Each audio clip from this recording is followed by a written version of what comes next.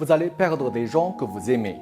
C'est en énonçant froidement cette phrase que le Premier ministre britannique avait sciemment laissé sa population s'exposer au coronavirus au nom de l'immunité collective.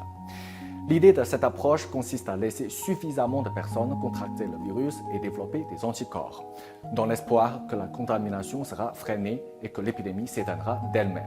Plusieurs pays comme le Royaume-Uni qui avaient tenté cette stratégie dans un premier temps ont fini par s'arrêter au bord du précipice. L'une des rares exceptions, la Suède, incarnation par excellence de l'approche. Alors que l'Europe se prépare d'ores et déjà à une éventuelle deuxième vague de Covid-19, il est impératif de réexaminer cette doctrine sujette à caution avec le bilan suédois. Le royaume nordique n'a en effet jamais imposé de confinement à sa population. Il a appelé à une distanciation sociale en comptant sur le sens civique de chacun. En pleine crise sanitaire, les bars et restaurants étaient toujours très fréquentés et les écoles primaires et collèges restaient ouverts.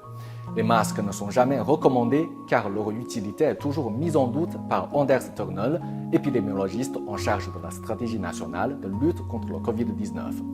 Les autorités suédoises, quant à elles, maintiennent que cette lutte est un marathon mais pas un sprint, dans la croyance que la stratégie du pays soit gagnante à long terme. Cependant, force est de constater que leur décision est déjà lourde de conséquences. La Suède a signalé fin août plus de 5800 décès dus au Covid-19, avec une mortalité d'environ 6,8%, l'une des plus élevées au monde et largement au-dessus de celle de ses voisins scandinaves. À partir de la fin juin, la situation épidémique du pays a commencé, il est vrai, à s'améliorer, mais cela se rapporte selon des épidémiologistes aux vacances d'été, beaucoup de Suédois étant partis à l'étranger et les écoles fermées. Stockholm a beau n'avoir pas adopté de mesures drastiques telles que le confinement, son économie ne s'en sortant pas mieux que celle de la Finlande voisine. Le PIB de cette dernière au deuxième trimestre a baissé de 5% en glissement annuel, tandis que la Suède a annoncé une chute record de 8,6%. Les prévisions du PIB suédois pour l'année 2020 tablent sur un plongeon de 6%, soit la décroissance la plus importante depuis la Seconde Guerre mondiale. Dans une économie où les exportations représentent 50% du PIB, difficile en effet de faire abstraction de la conjoncture de ses partenaires commerciaux. Reste à savoir si cette politique si cher payée touche à son but. Selon l'analyse effectuée par la société Verlab sur quelques 83 000 personnes testées entre fin juin et mi-juillet à Stockholm, Göteborg et Malmö, seuls 14,4% d'entre elles ont développé des anticorps.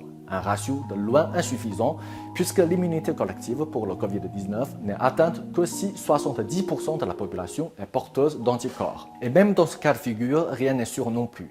Le premier cas de réinfection récemment découvert par des chercheurs hongkongais semble remettre en question la durabilité des anticorps naturellement acquis. Il est peu probable que l'immunité collective puisse éliminer le SARS-CoV-2, ont conclu ces universitaires dans un communiqué. Contraint par le fait que la mortalité en Suède au début juin était la plus élevée du monde, Anders Tegnell a reconnu que son approche face au Covid-19 aurait pu être meilleure. Un regret en demi-teinte aussitôt relativisé dans un entretien avec un quotidien suédois. Le docteur y a en effet déclaré qu'il croyait toujours que la stratégie de base du pays avait bien fonctionné, une position constamment soutenue par des hommes politiques suédois, dont le Premier ministre Stefan Löfven.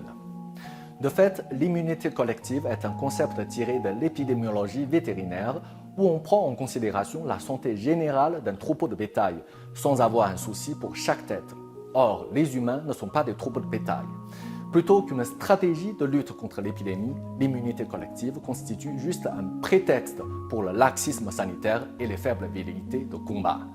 Elle est fondée sur des calculs cruels et très dangereux des politiciens incompétents et irresponsables, car ce sont les petits gens et les vulnérables qui payent la facture de cette expérimentation, un darwinisme social qui ne dit pas son nom. Doctrine qui prétend que les moins adaptés doivent être éliminés par la sélection naturelle, et ce, pour le bien de notre espèce.